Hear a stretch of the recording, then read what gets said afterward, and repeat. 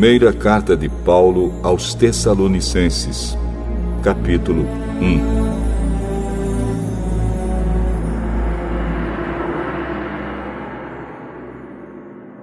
Eu, Paulo, e Silas e Timóteo, escrevemos esta carta aos irmãos da igreja da cidade de Tessalônica, a vocês que estão unidos com Deus, o Pai, e com o Senhor Jesus Cristo. Que a graça e a paz estejam com vocês.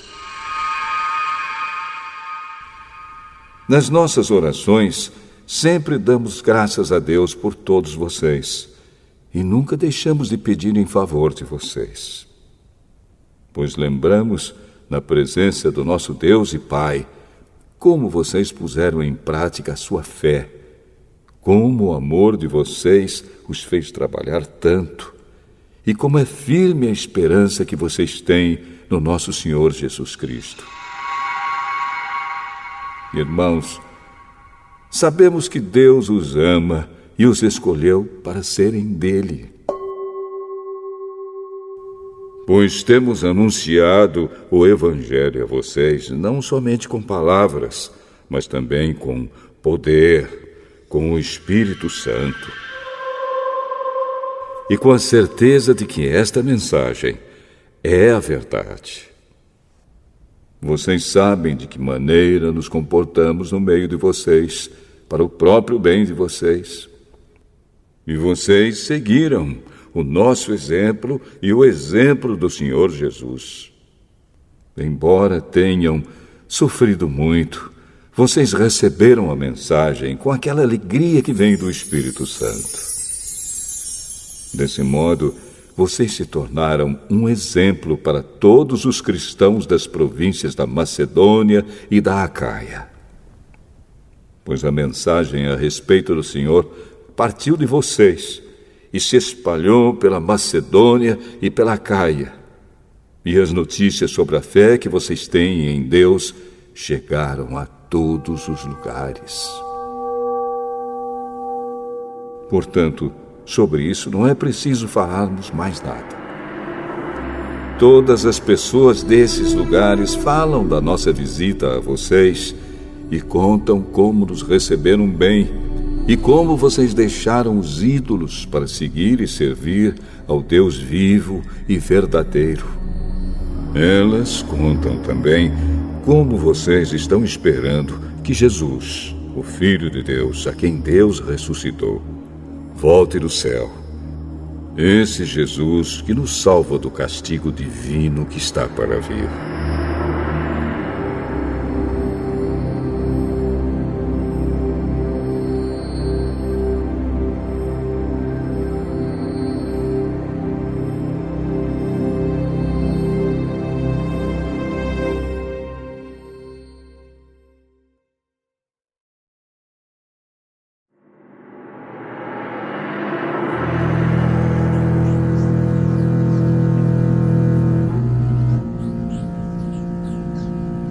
Primeira carta aos Tessalonicenses, capítulo 2.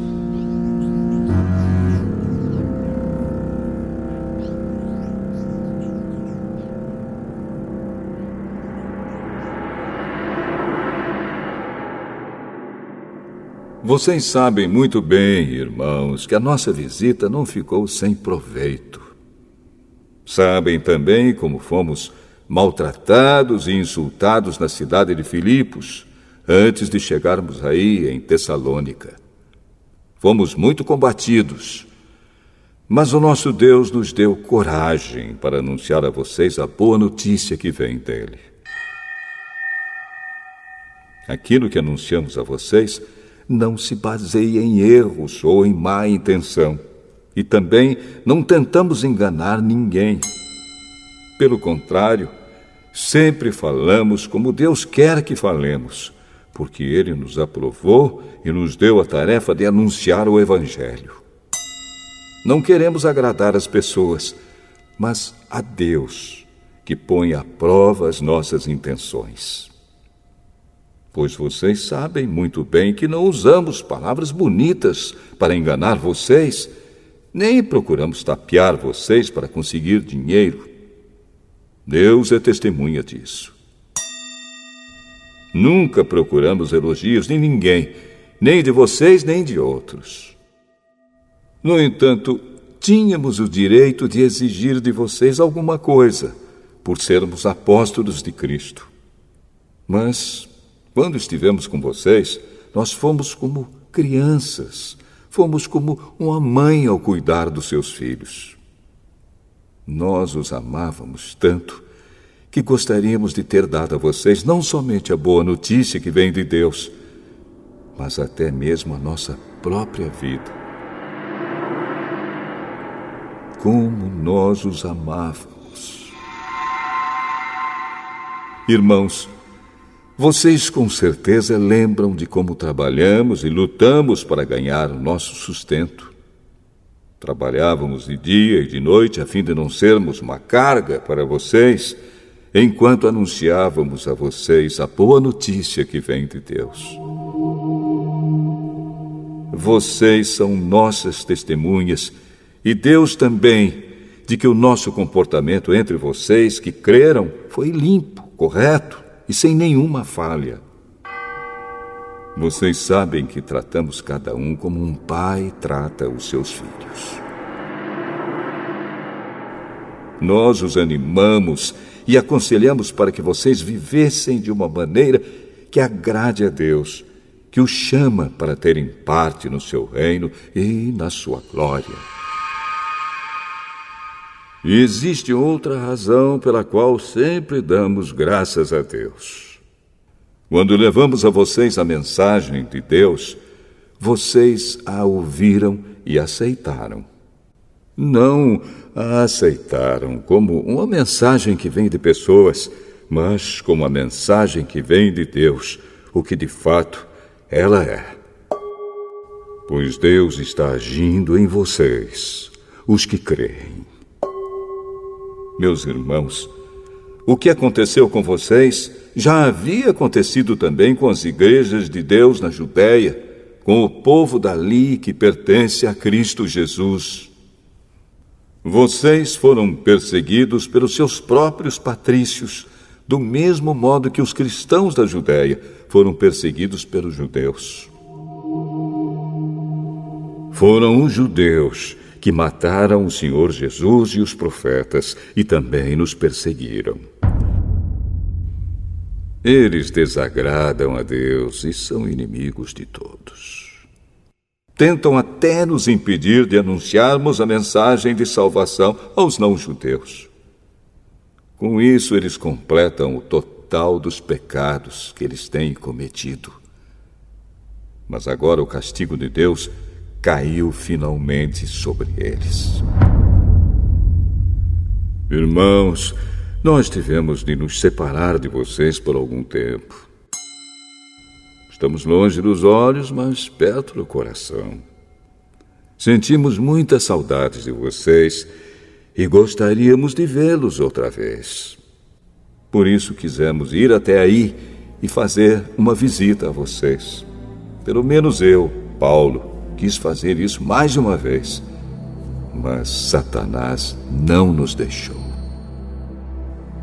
Afinal, quando nosso Senhor Jesus vier, vocês e ninguém mais são de modo todo especial a nossa esperança, a nossa alegria e o nosso motivo de satisfação diante dele pela nossa vitória. Sim, vocês são o nosso orgulho e a nossa alegria.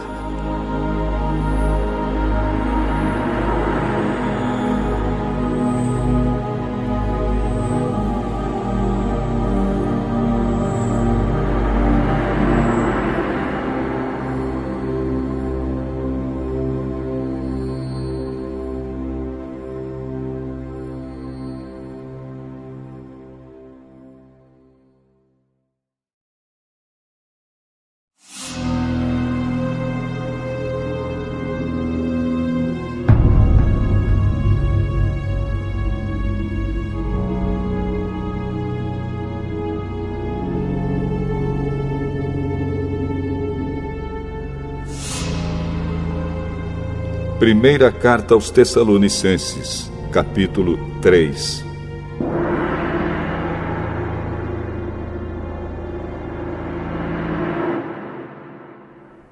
Então não pudemos aguentar mais sem ter notícias de vocês. Por isso, Silas e eu resolvemos ficar sozinhos em Atenas e enviar a vocês o nosso irmão Timóteo. Ele tem trabalhado conosco no serviço de Deus, anunciando o Evangelho de Cristo. Nós o enviamos para animar e ajudar vocês na fé, a fim de que ninguém fique desanimado por causa das perseguições.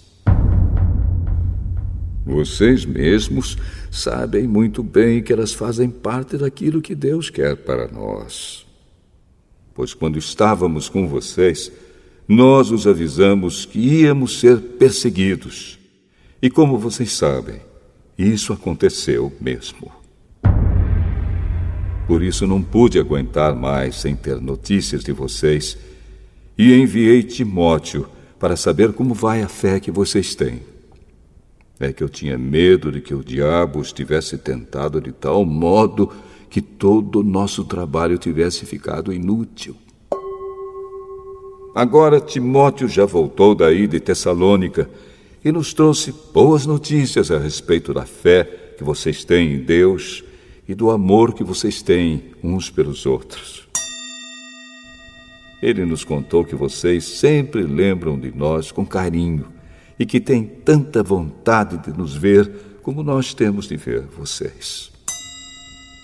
Assim, irmãos, em todas as nossas dificuldades e sofrimentos, o que nos animou foi a fé que vocês têm. Agora nós nos sentimos com mais vida, porque sabemos que vocês continuam a viver firmes por estarem unidos com o Senhor. E assim podemos dar graças a Deus por vocês. Agradecemos a alegria que temos diante do nosso Deus por causa de vocês. Dia e noite pedimos a Ele de todo o coração que nos deixe ir vê-los pessoalmente para podermos completar o que ainda falta na fé que vocês têm. Que o próprio Deus, o nosso Pai e o nosso Senhor Jesus preparem o nosso caminho para podermos ir visitar vocês. Que o Senhor faça com que cresça cada vez mais o amor que vocês têm uns pelos outros e por todas as pessoas, e que esse amor se torne igual ao nosso amor por vocês. Desse modo, Deus dará força ao coração de vocês, e vocês serão completamente dedicados a Ele, e estarão sem culpa na presença do nosso Deus e Pai, quando nosso Senhor Jesus vier com todos os que são dele. Amém.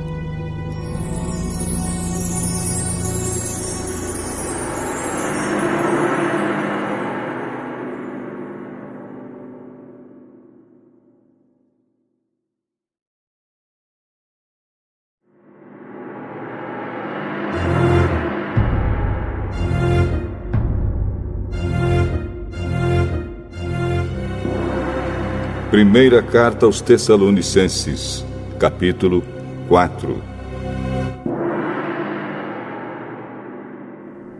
Finalmente, irmãos, vocês aprenderam de nós como devem viver para agradar a Deus. E é assim mesmo que vocês têm vivido. E agora pedimos e aconselhamos, em nome do Senhor Jesus, que façam ainda mais.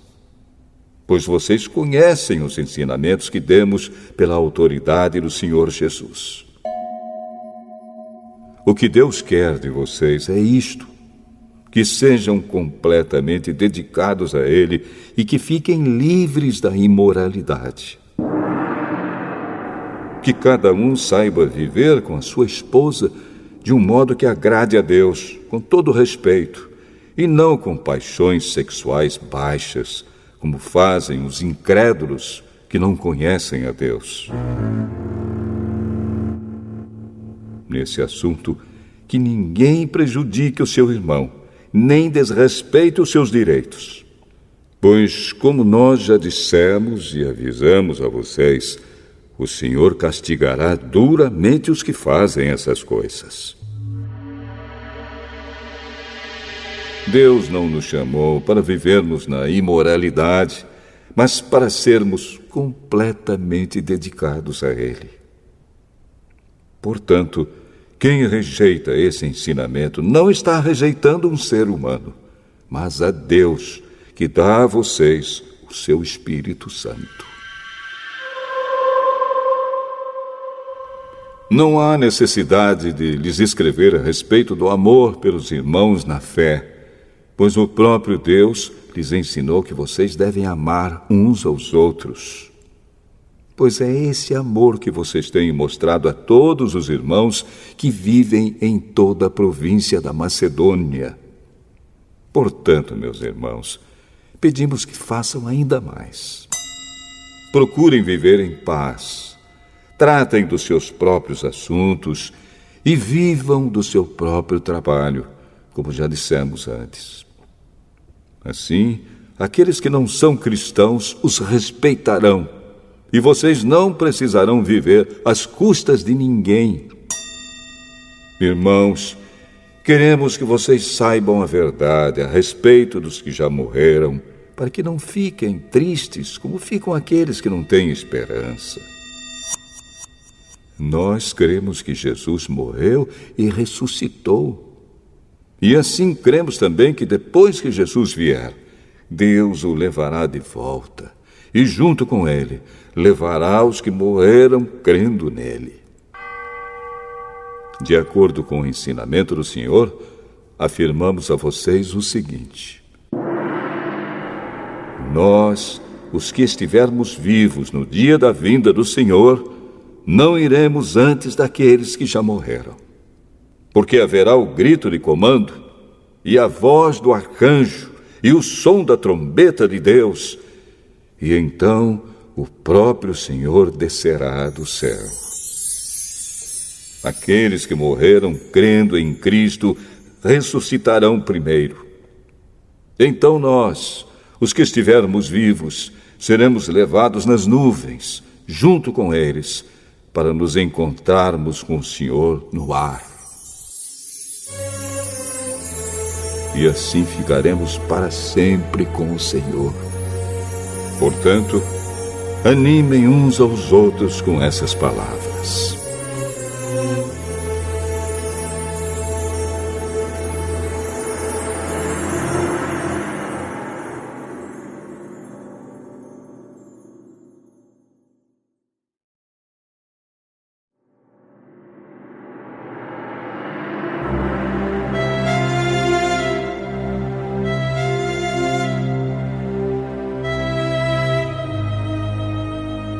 Primeira Carta aos Tessalonicenses, capítulo 5.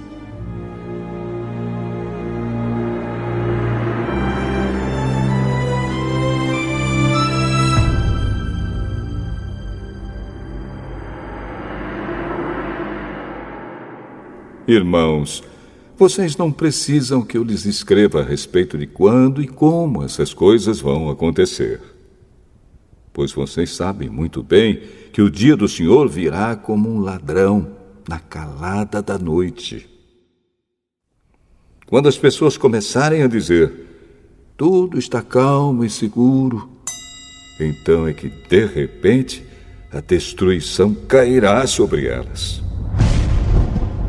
As pessoas não poderão escapar, pois será como uma mulher que está sentindo as dores de parto. Mas vocês, irmãos, não estão na escuridão, e o dia do Senhor não deverá pegá-los como um ladrão que ataca de surpresa. Todos vocês são da luz e do dia.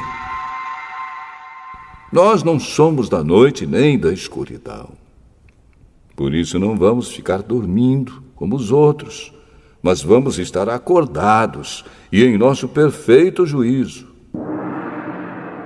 Os que dormem, dormem de noite, e os que bebem, é de noite que ficam bêbados. Mas nós que somos do dia, devemos estar em nosso perfeito juízo. Nós devemos usar a fé e o amor como couraça e a nossa esperança de salvação como capacete. Deus não nos escolheu para sofrermos o castigo da sua ira, mas para nos dar a salvação por meio do nosso Senhor Jesus Cristo, que morreu por nós para podermos viver com Ele, tanto se estivermos vivos, como se estivermos mortos quando Ele vier. Portanto, animem e ajudem uns aos outros, como vocês têm feito até agora. Irmãos, pedimos a vocês que respeitem aqueles que trabalham entre vocês, isto é, aqueles que foram escolhidos pelo Senhor para guiá-los e ensiná-los. Tratem essas pessoas com maior respeito e amor por causa do trabalho que fazem e vivam em paz uns com os outros. Pedimos a vocês, irmãos, que aconselhem com firmeza os preguiçosos, deem coragem aos tímidos, ajudem os fracos na fé e tenham paciência com todos. Tomem cuidado para que ninguém pague o mal com o mal. Pelo contrário, procurem em todas as ocasiões fazer o bem uns aos outros e também aos que não são irmãos na fé. Estejam sempre alegres, orem sempre e sejam agradecidos a Deus em todas as ocasiões. Isso é o que Deus quer de vocês por estarem unidos com Cristo Jesus. Não atrapalhem a ação do Espírito Santo. Não desprezem as profecias. Examinem tudo. Fiquem com o que é bom e evitem todo tipo de mal. Que Deus, que nos dá a paz, faça com que vocês sejam completamente dedicados a Ele e que Ele conserve o espírito, a alma e o corpo de vocês livres de toda mancha para o dia em que vier o nosso Senhor Jesus Cristo. Aquele que o chama é fiel e fará isso. Irmãos, lembrem de nós nas suas orações. Cumprimentem todos os cristãos com um beijo de irmão. Peço com insistência, pela autoridade do Senhor, que esta carta seja lida para todos os irmãos. Que a graça do nosso Senhor Jesus Cristo esteja com vocês.